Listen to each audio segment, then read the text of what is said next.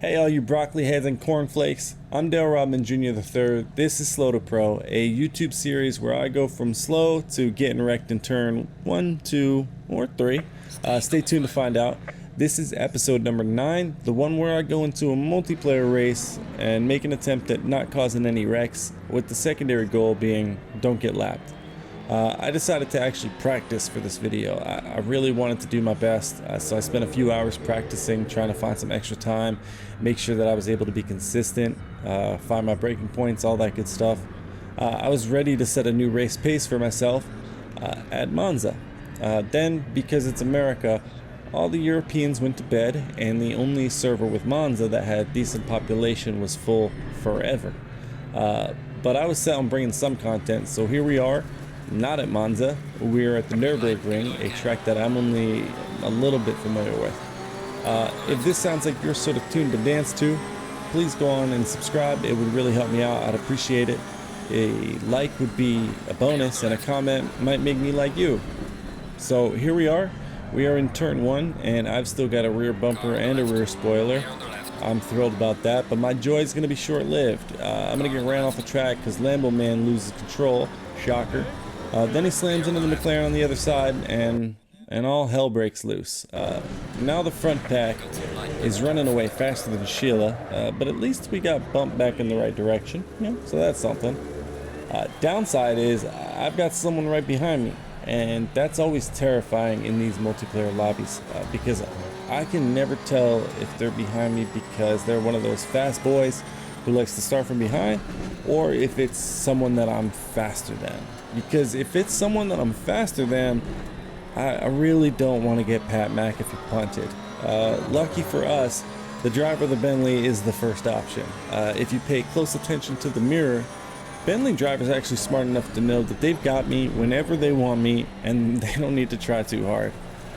Bentley drivers are also smart enough to be able to recognize the fact that Zabina and I, we are still struggling to remember the circuit at this point. I take a poor line, and Bentley could have easily passed me on the exit here, but I think my general lack of ability scared him off for the moment. Let's go ahead and skip a few turns to the end of lap 1. We're going to come up through turns 9 and 10, and I get a little surprised by how slow the pack is moving through turn 11. I end up braking a little too hard and giving a free position to the Bentley. And now I'm just hoping to get a little bit of a tow from the more powerful Bentley down the straight. I'm really hoping that he takes an inside defensive line. And lucky for us, he does. He does take the inside line, which is very unlucky for the McLaren, who does receive a bit of a nudge. But you're going to see later that that guy deserves every nudge he gets. He deserves a nudge in the head with a hammer. I'm just playing, but I don't like the McLaren, and that I'm not playing about. Things are spicy as Sheila in front of us, and I'm getting a little nervous because there's a red car behind us, and that's just how I feel with cars behind me. Nervous. So for all you math whizzes out there, what do you get when you add an inexperienced Dale Rodman Jr. III with an elevated heart rate and a dose of adrenaline? I'll tell you what you get: more mistakes than my first marriage. So far, we're holding it together pretty well, considering my experience level, but that ain't gonna last. Coming up here, I end up running wide because I didn't want to slam into the McLaren. I should have. If you stick around a little while, you'll see why I should have. I don't remember exact incident yet, but I remember being faster, and it felt like he wrecked me on purpose. At this early point in the race, we are already well into the back of the pack.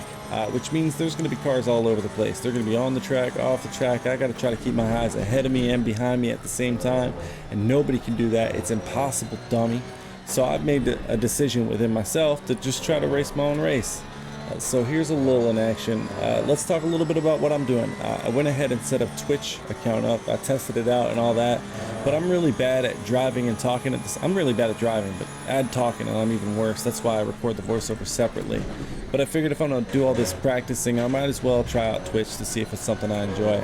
To be honest, I don't like watching Twitch, but if you do, you can find me some mornings at twitch.tv/Dale Rodman. So there's the Lamborghini from the start of the race. He's found his way past me because I messed up turns 9 and 10 again. Coming up into turn 1, I'm going to make the same mistake that I made in qualifying, which is if you cut turn 1 too much, it just kind of drops off the face of the earth like Sheila with her new Maldivian boyfriend. It ruins your life. Oh, but don't worry, here's Simmons in the McLaren and the infamous red Ferrari. So let's go ahead and skip ahead to the part where I catch him. And up here, the McLaren goes ahead and he runs wide because he's just as bad as I am at 2 wide racing. But at least he keeps his cool and gets it back on track. Another skip, and we're coming up to turns 9 and 10 again. And this time I take a much better line, but having Simmons on my outside going into turn 11 has me nervous because I'm afraid he may try to use this inside pit wall to his advantage. So I lit off the throttle and let him have the spot back. And good thing, because I think that would have been a squeeze. Coming across the line again, and turn 1 is where I start to realize that I can beat Simmons. I can beat this McLaren. He's taking worse lines than a wrestler from the 1980s, and I'm starting to see that he's starting to see Zabina in his mirror, and she's starting to rattle his senses. I'm pretty sure we can force the McLaren into a mistake. That's what was going through my head because I hadn't yet learned that the McLaren was being driven by the most aggressive human alive. It might actually be the most genetically similar human alive to Genghis Khan, like a direct descendant. I get a faster exit, run along the side, and I thought, oh, maybe he just didn't see me. No harm, no foul.